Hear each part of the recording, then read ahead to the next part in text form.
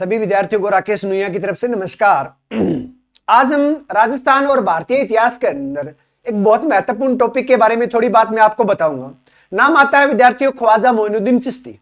ख्वाजा मोइनुद्दीन चिश्ती के बारे में हर बार जो है वो किसी न किसी प्रकार से किसी न किसी रूप के अंदर जो है वो क्वेश्चन पूछा जाता है।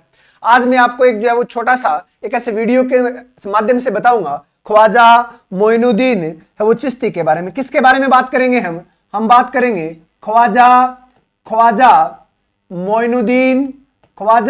मोइनुद्दीन जो है वह चिश्ती के बारे में। देखिए विद्यार्थियों, ख्वाजा मोइनुद्दीन चिश्ती का जन्म जो है वह 1143 ईस्वी के अंदर हुआ था, या इसी बात को मैं ये कहूं कि ख्वाजा मोइनुद्दीन चिश्ती का जन्म 537 जो है वह हिजरी सम्मत के अंदर इनका जन्म हुआ था। विद्यार्थियों, दोनों ही इंपॉर्टेंट चीजें हैं। कोई पूछ सकता है कि इनका जन्म जो है वह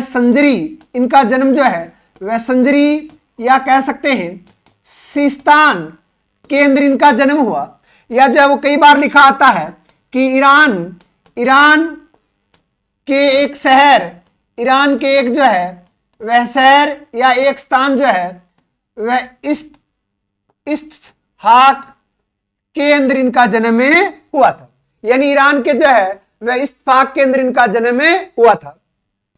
विद्यार्थियों, इनके पिता का नाम जो है वह गयासुद्दीन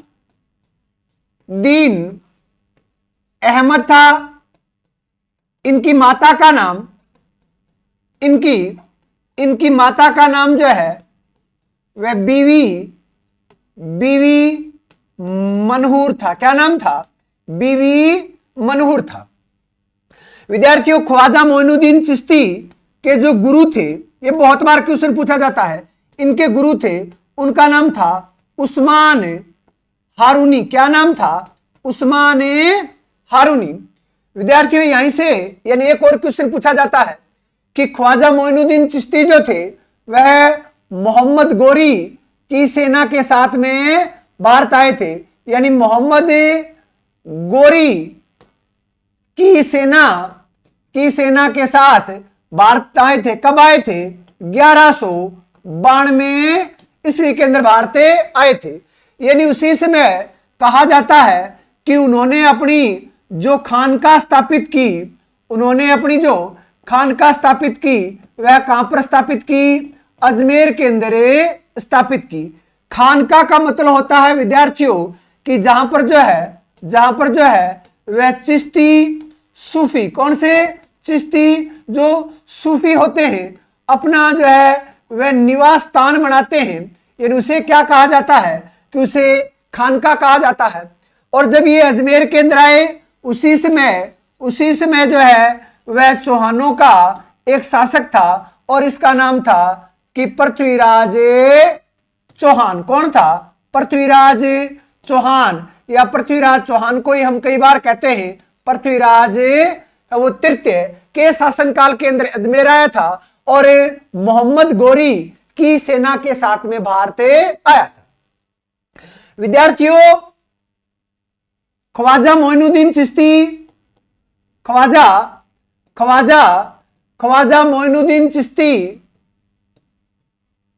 को 1235 ईस्वी के अंदर, यानी 1235 ईस्वी के अंदर उन्हें अजमेर के अंदर ही जो है वह वफात की प्राप्ति हो गई। यानी कहने का मतलब कि 1235 ईस्वी के अंदर उनकी अजमेर के अंदर क्या हो गई कि मृत्यु हो गई। यानी अजमेर के अंदर ही मृत्यु होने के कारण यानी अजमेर के अंदर ही इनके लिए जो है वह दरगाह का निर्माण हुआ। यानी ख्वाजा मोइनुद्दीन चिश्ती की दरगाह जो है वह कहां पर बनी हुई है? अजमेर के अंदर बनी हुई है। कहां पर बनी हुई है? अजमेर के अंदर बनी हुई है। ख्वाजा मोइनुद्दीन चिश्ती की जो दरगाह है, यानी इसी दरगाह निर्माण के लिए, बहुत इंपॉर्टेंट बात, कि दरगाह निर्माण के लिए जो है वह जमीन जो थी वह आमेर के कछवा वंश के शासक आमेर के जो है वह कछवा वंश के शासक जगत सिंह के द्वारा जो है वह जमीन प्रोवाइड वो करवाई गई थी। विद्यार्थियों, जो ख्वाजा साहब की दरगाह है यानी इसी दरगाह का जो निर्माण था, इसी दरगाह का जो निर्माण था वह दिल्ली सल्तनत के सुल्तान इल्तुतमिश के समय, यानी दरगाह निर्माण का कार्य प्रारंभ हुआ, जबकि मुगल बादशाह हुमायूं के समय यानी इसी दरगाह निर्माण का कार्य पूर्ण हुआ था। बहुत इंपॉर्टेंट बात। एक बात और आती है, बात यह आती है कि मांडू का एक कोई शासक था और उसका नाम था मोहम्मद खिलजी, और इसी मोहम्मद खिलजी के द्वारा जो है वह अजमेर के अंदर ख्वाजा साहब की दरगाह के ऊपर जो है वह एक आलमगिरी मस्जिद का निर्माण हुआ। किसका निर्माण हुआ? आलमगिरी मस्जिद का निर्माण किया गया। विद्यार्थियों कि दिल्ली सुल्तान मोहम्मद बिन तुगलक पहला शासक था जो ख्वाजा साहब की दरगाह के ऊपर जियारत करने के लिए आया था।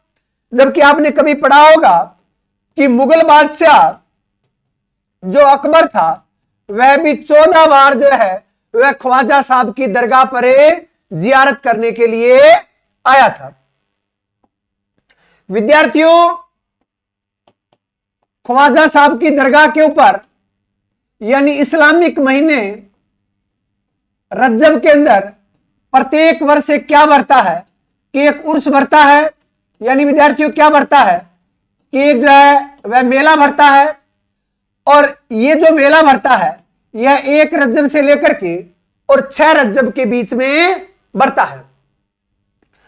इसी मेले या उर्स का उद्घाटन जो है वह भीलवाड़ा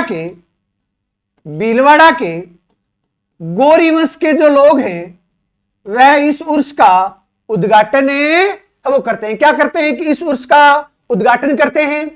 ख्वाजा साहब जो हैं, ख्वाजा साहब को विद्यार्थियों कि जो है वो गरीब नवाज के नाम से जाना जाता है। किसके नाम से जाना जाता है? कि भी गरीब नवाज के नाम से जाना जाता है। याद रखना, गरीब जो है वो नवाज के नाम से भी इन्हें जाना जाता है। मोहम्मद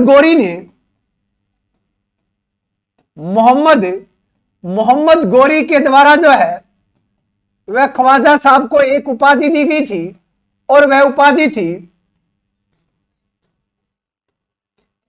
सुल्तान हिंद। यानी मोहम्मद गोरी के द्वारा ख्वाजा साहब को क्या कहा गया था? सुल्तान हिंद कहा गया था। और इसके अलावा अगर बात करें तो ख्वाजा साहब को जो है वह अत्ता-ए रसूल भी कहा जाता है। क्या कहा जाता है? कि अत्ता-ए रसूल के नाम से भी जाना जाता है। यानी कहने का मतलब कि एक प्रकार से जो है वह मोहम्मद पैगंबर साहब का जो है वह उपहार कह सकते हैं, या कह सकते हैं कि खुदा का उपहार भी इन्हें कहा जाता है। खुदा का उपहार जो है वह इन्हीं को कहा जाता है। विद्यार्थियों, ख्वाजा साहब जो थे, ख्वाजा साहब की जो जीवनी लिखी थी किसके द्वारा लिखी गई थी? जहां आरा के द्वारा लिखी गई थी। और जहां आरा जो होती है यह मुगल बादशाह शाहजहां की पुत्री होती है, और उस जो है वो जीवनी का शीर्षक था कि मुनीस उल अरवा। क्या नाम होता है? कि मुनीस उल अरावा जो है वो क्या होता है कि इनकी जीवनी का शीर्षक होता है। बहुत बार एग्जाम के अंदर इस प्रकार की बातें ऐसे पूछी जाती हैं। ये यानी आपने देखा। धन्यवाद।